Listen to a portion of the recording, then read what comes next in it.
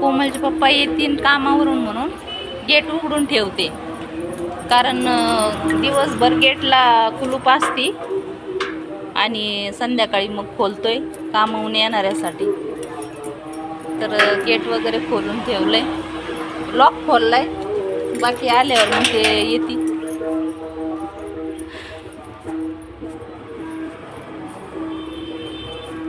दिवसभर असा लॉक असतो गेटला दिवसभर.